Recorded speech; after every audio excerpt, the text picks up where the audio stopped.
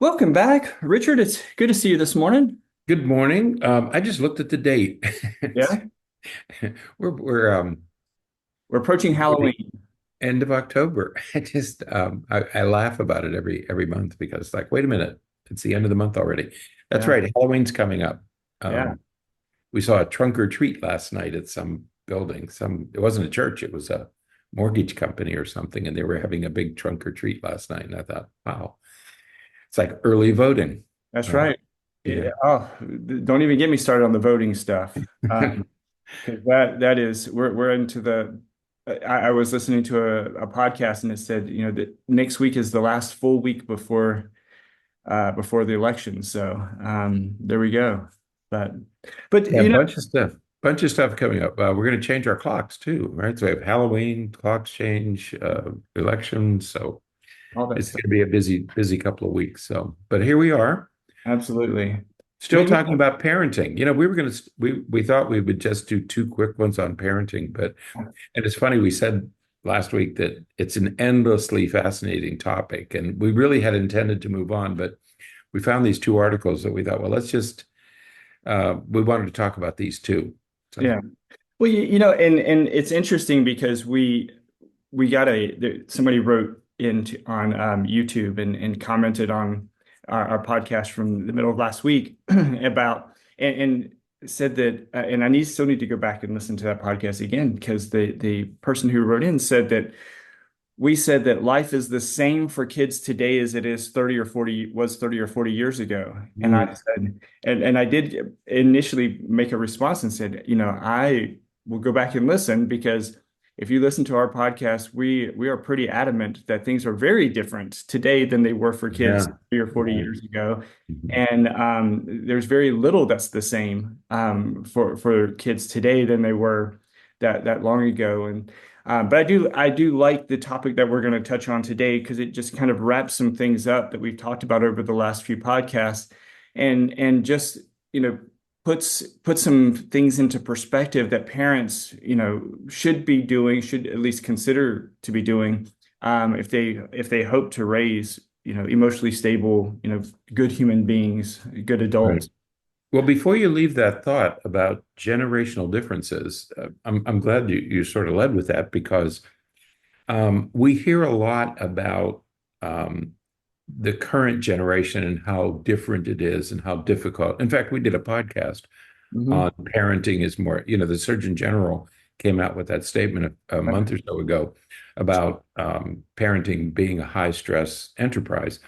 It certainly is, but I think parenting has been a high stress enterprise at least since the end of World War II. Yeah. I don't know, I don't have any direct experience before that, but certainly in our lifetime, parenting has been stressful, and each generation does have its challenges, and we readily acknowledge that. I think what we said was something like every generation has its challenges. Right. Is this generation really that different? And we did sort of talk about that, but we do acknowledge, yes, every generation is different and every generation has its unique challenges. In fact, one of the challenges with parenting and raising children is that parents are raising children for a world that does not yet exist. Right. When you think about it, I mean, well, I don't know what the world's going to look like 10 years from now, but we are raising children for a world that we can only imagine. Right. Remember, we thought we were going to have flying cars by now, Right. some things happened and some things didn't.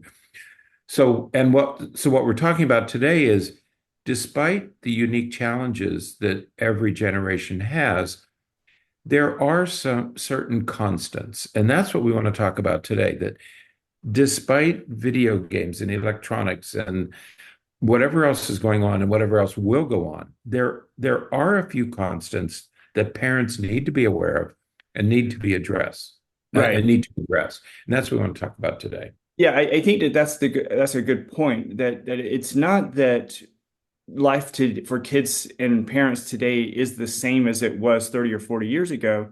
But parents and kids 30 or 40 years ago thought this is the worst that it's ever been. This is the most difficult that it's ever been. And then, Mhm. 15 years ago, parents and kids thought this is the most difficult that it's ever been. And now Right. people think so from that perspective, that conflict is the same. And that's why theories like Freud's psychosexual stages of development and Erikson's stages of development and Piaget's even, it's like that's why some of those things hold true, even Right. so Right. long, 100 years after they've been proposed, they still hold because yes, the specifics are different, but the overall conflicts are the same. And you're Right. absolutely right that there are some things, just as the conflicts are consistent, there are Mhm. some things that we can do that are pretty consistent. And we have this list that we'll go through today. And the first one is teaching kids. It is so important for parents to teach kids to be self-sufficient. Right. No matter what we do, we need to raise our kids to the point where they can take the reins and then go on themselves and they can, take care of themselves and they can meet their own needs. But, that self-sufficiency is so important. That's right. Overprotective parents end up raising children who believe that they can't do things without their parents. And Right. that's exactly, doesn't matter. That's not a generational difference. Doesn't matter what else is going on. You can't be that overprotective. Otherwise, kids are going to feel they're going to have this belief that they need you to be there to help them. Hmm. Um, but the second one is the one that is a recurring theme. Yeah. We talked about it over and over again, and we just can't forget it. That failure is part of success.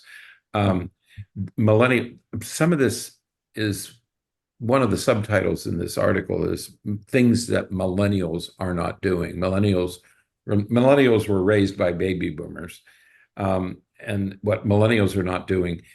And one of millennials was the first generation of participation trophies. They got something just for going there. What we have to remember is that failure is not permanent. Right. Failure, learning how to manage failure is sort of something, it's an experience that you understand and that you just weave it into your life. You know that if you're continuing to grow, you're going to suffer setbacks, you're going to have disappointments, you're going to have failures. It's okay. That's how you learn. Absolutely. And you see this, there are memes and Mhm. little motivational posters and everything all over the place. But yet, and they all say, failure is a part of growth. You have to Right. fail 500 times before you find that success. Mhm. There's all of these things that we see in popular media Right. and in popular culture all over the place, but yet we still, for some reason, feel as though we have to protect our kids from failure and prevent them from experiencing any of that discomfort. Mhm. And my goodness, it's just part of life. It's part of what we have to experience in Right. order to know what works and what doesn't work. That's right. And part of that, number three, is how to handle discomfort. Yeah. Okay. I mean, you fail and that makes you feel bad, but you have to also manage the discomfort that you feel regardless of its source. Um, this is what this brings up is the snowplow parent. I'm gonna clear the path Right. so my child never feels discomfort, is never bored. Um, but no, that's all wrong. What you have to do is allow your children to experience discomfort and boredom and disappointment Mhm. because they have to learn how to manage that on their own. You can't take it away from them. Otherwise, they're never going to learn how to deal with it. And you Right. know that they're going to experience disappointment. And the sooner they experience it, the better off they will be. Yeah, I was talking to a kid the other day, and he's in high school, and you know, other they were doing some big, big standardized testing, and Mhm. he said, I finished, and I had to sit there until the time was up, and and he was talking about how almost impossible it was to sit in this room for 30 minutes while Hmm. everybody, while the time, and I was thinking this exact thing, we are not doing a very good job of teaching kids, sometimes you have to do things that you don't really want to do, and it Hmm. may not feel comfortable. It may be difficult to cope with, but sometimes you just have to sit there for 30 minutes while everybody else finishes and move on. And kids are not very good at that. And we're going to talk about that probably a couple of times before we finish today about this idea that, just you don't need to have a screen. A screen is not a good antidote for boredom. Right. Okay. First of all, there's nothing wrong with boredom. And that's kind of, we're going to come to that in a minute. But another thing that kids aren't learning how to do is appreciating what they have. Right. And Absolutely. this is really a problem for a lot of families, is that kids want more and more and more. They're bored easily. They want more stuff. They want more things. They want more activities. One of the things that I think a dying art is a thank you note. Yeah. Uh, we sort of encourage that in our family, Mhm. not as much as we should, perhaps. But I got a thank you note from my grandson the other day, and I had gotten him some soccer stuff this past summer, and he sent this thank you note, and it was really sweet. And I thought he's like 8 or 9. He was 9 now, 10.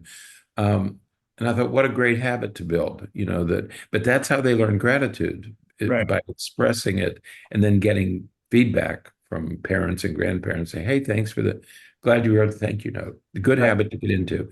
Appreciate what you have. Right. And valuing material. My wife's an art teacher, and you know, in a middle school. Don't I don't even Sounds use, like an oxymoron. you know, and she and one of the challenges is, kids don't appreciate things, and so they just abuse materials. And so, Right. and I can't tell you how many times, a student will be using a tool or an implement, or they'll be using some supplies, and suddenly, and they're just abusing it, and it's tearing and breaking and stuff, and they say, "Well, just buy another one." Yeah, right. It's like, Right. well, That's what you they can't do. just go buy another one. Right. They're either expensive, or, they're just not, you just can't go down to the store and buy one. Um, and so they just don't appreciate what they have and what they have access to. And so they abuse it, and they get broken. I mean, how many times have you seen a kid? iPads are expensive, Right. but yet kids will just throw them down on the ground if they mess up in a game, or their game Mhm. controllers. They just don't appreciate those things. And then when they lose them, then you get into all kinds of other fits and behaviors that cause other Mhm. problems. So Right. yeah, Yep. teaching that appreciation for what you have is really important. Right. I know you can afford it. Most parents, today, if you have, it doesn't matter whether you can afford it or not. Your children still need to learn how to appreciate what they have. And if Yeah. they break something, the whole idea about losing your bicycle, there are many, many stories about kids leave their bicycles out and the bicycle's stolen. And what do most parents do? They go out and buy another one. Mhm. There has to be some discomfort associated with that. They have to learn to appreciate what they have, to appreciate and take care of what they have. Right. Number 5 is entertaining without technology. And you all know what this is about. Kids should be able to entertain themselves, whether they have an electronic gadget or not. Right. Uh, a lot of this is based on some research from the American Academy of Pediatrics, and that's a pretty reliable group. Yeah.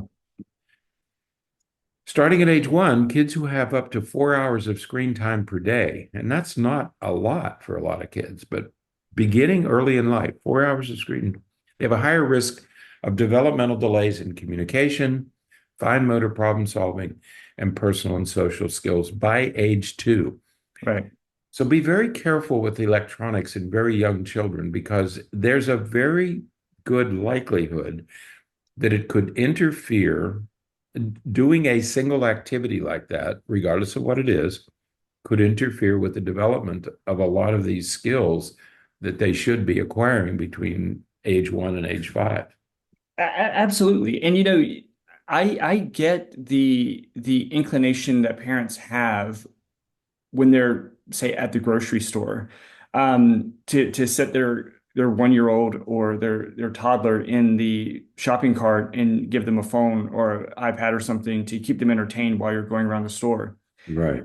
But when you think about communication and you think about personal and social skills, um, you know, the grocery store is a great place to experience those things and to Right.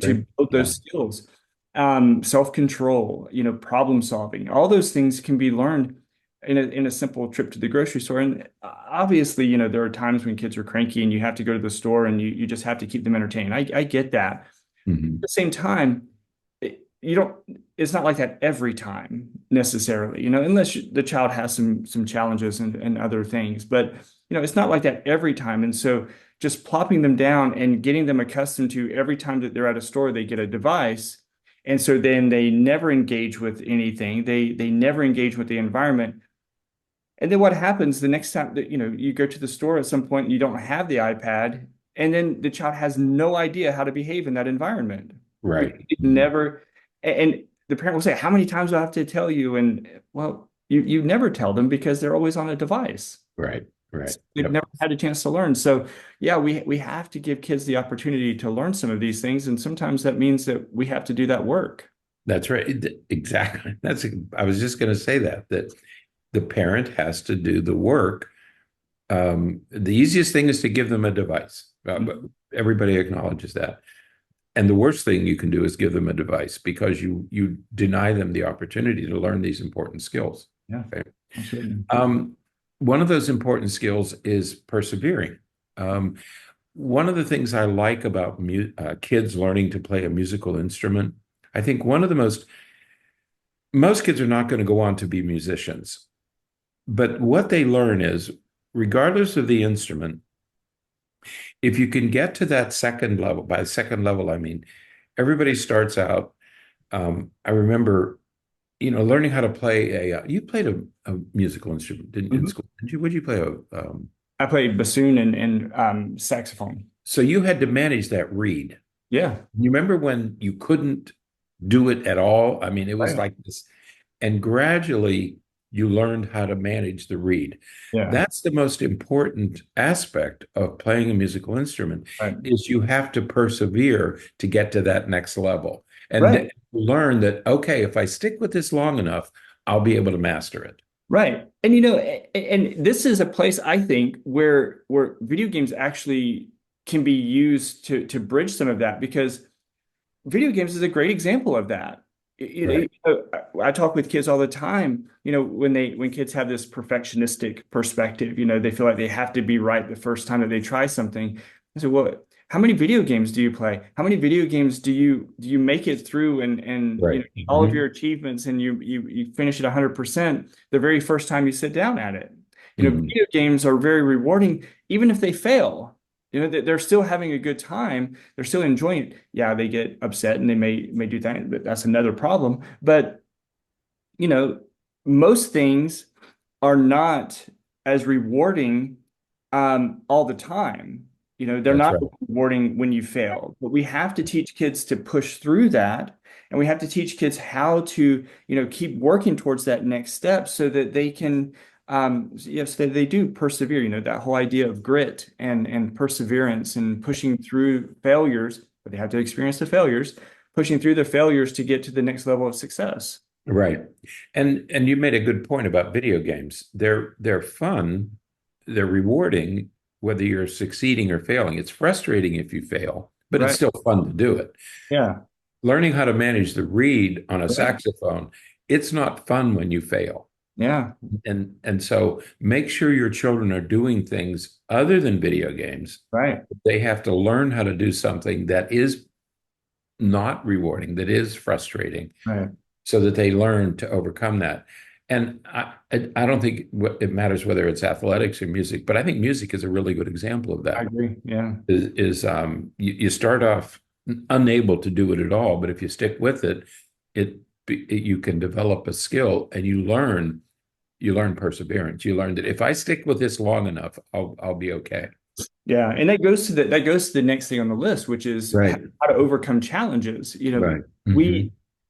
kids, so many kids now, as soon as they are confronted with an obstacle, they stop and, Right. and they don't go any further. They don't Mhm. they don't try anything else. I couldn't do it, and so I'm not going to do it. I can't do it. I need help. I need this. I need that. And we really have to do better at teaching kids how to overcome challenges, how to problem solve, and how to, deal with those difficult circumstances. That, and every parent, most parents have experienced this, where a child will want to do something. I want to take piano lessons. I want a puppy. I want to play soccer. And they get out there and it's hot or it's frustrating or other kids are better and they just want to quit. Right. Okay. And so um, they, you have to find something that your children will do, that they will persevere, that they will learn how to overcome challenges. They Mhm. can't just quit when Yeah. it becomes difficult. That's the absolute worst thing that they can do. What we want them to do is to work through these things. It Absolutely. might not be soccer, but we have to find something that every kid can use to learn how to overcome these difficult challenges. Right. Yeah, and I think the next one on the list goes very well with, the last couple of podcasts we've talked about different parenting styles, and one of the ones that we presented is this new idea of the lighthouse parent. Uh, Right. Hmm. the lighthouse that sits on the edge of the shoreline, but kind of is a beacon of which direction to go, but also a warning of dangers and things like that. And you did mentioned in both those podcasts about it's like the parent as a coach. And Right. and what we're talking about or getting to here is fostering independence.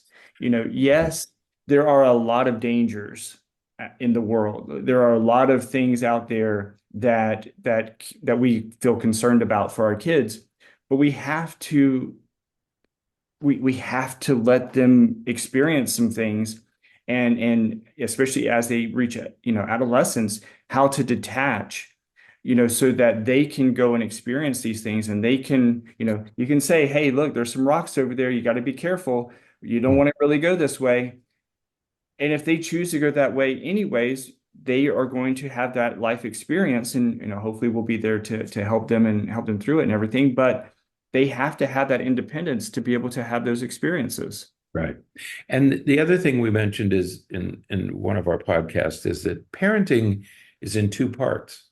You have attachment parenting from birth to puberty, at 11, 12, 13 years of age. And then you jettison attachment parenting and you replace it with detachment parenting, where you as a parent begin to back up so that your child can become more independent, more self-sufficient, more mature, so that by the time he or she is about 16 and they're assuming the adult responsibility of driving a car, that they have adult skills, that Right. they have the adult skills to assume that level of responsibility.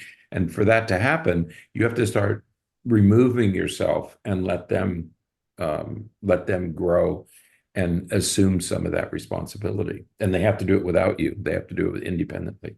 Absolutely. Now, number nine on the list is learning how to learning the benefits of delayed gratification.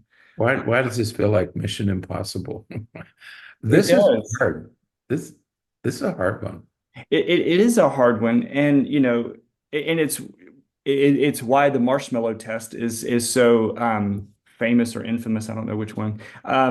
Where parents, you can watch the child that just cannot resist the eating the marshmallow, even though he knows if he just holds out until the parent comes back, they'll get two. But teaching kids delayed gratification, this is especially a problem with highly stimulating things like video games and that kind of thing. It's like they cannot resist the urge to be engaged with it right now. It's Right. got to be right now, and they can't delay that gratification in any way, and it just causes some some kids so many problems. We have to figure out how to teach that skill. Yeah, it's okay. You have to learn how to wait. A lot of your life is going to be spent waiting. You're going Yeah, to be waiting on hold. You're going to be waiting in line. You're going to be waiting for this. You're going to be waiting your turn. And you have to learn how to delay. You have to learn how to wait. You have to learn that you will eventually get it, but you have to be patient. right. This is an important skill that kids need to learn. Saving money for something, Mm-hmm. make kids save the money to make the purchase. Yeah, Delay the gratification until they've earned the money. Don't just go out and buy it for them. absolutely. Teach them how to delay gratification. Absolutely. And the last one is to let them take healthy risks. This is Yeah. that independence issue again. You have to, man, I can remember, letting my younger brothers and sisters go swimming and and I wasn't with them. And I thought, oh my God, they can't go by themselves. But Hmm. no, we do. We have to let them go. They have to take healthy risks. By healthy risks, we mean, you know, you know what healthy risks are. Right. And don't run with scissors, don't run with a toothbrush in your mouth. Okay. That don't take stupid risks. And this is again where lighthouse parenting comes in. Yeah. Well, what it reminds me of is that, it was years ago that we did the podcast on the dangerous playground, that what in at Berkeley, I think, in California. But California, they were doing that. Mhm. this idea that, hey, sometimes you have to let them take healthy risks and play with hammers and nails and Yeah. you know, playing with scraps of wood and build things and yeah, might they get hurt? Yeah. Yeah. Is it going to kill them? No, probably not. But you have to let them experience some of these things so that they know what risks are. Right. That's the biggest problem when we don't allow them to take healthy risks, then they grow up not knowing what a risk is. And then Yeah. they're at even greater risk of engaging in something that's going to cause them real problems. Right. Yeah, you don't hand a 5-year-old a power tool, a skill saw, or you don't let them do that. That's not a healthy risk. But there are many things that you can let a 5-year-old do. You're there. You're around to make sure that they don't really get hurt. But they have to do some of these risky behaviors because that moves them toward independence. Right. And if they get injured, they're minor injuries, and they learn how to do that. They'll learn how to avoid those problems, and they can learn that on their own. But you have to let Absolutely. them go in order to let them do that. You can't protect them from everything. Absolutely. As we said at the beginning, yeah, the generation today is different than the Right. last generation, which was different than the Mhm. generation before them and the before them. But some of these things that we talked about today, and we'll have a link to in the show notes to the originating article. But some of these things are constant. These are things that every parent, no matter what generation we're from, Right. um, these are things that every parent needs to work to teach their kids or to ensure that their kids have in their arsenal as they grow up and approach adulthood. If we have any hope at all of kids growing up into happy, healthy, stable, competent humans, adult. Mhm. Yeah, it doesn't matter whether a child is going to go in the military or go to college or go to work. They need these skills in any of those settings, Yeah. and it doesn't matter what else is going on in the world. They still have to have these skills no matter what they do as adults. Absolutely. So, all right. Well, I think that that's it for today. We will continue to talk about parenting moving forward, but hope this is helpful. And we'll look forward to talking more about some things next time. So, until then, stay happy, stay healthy, and forget to be afraid.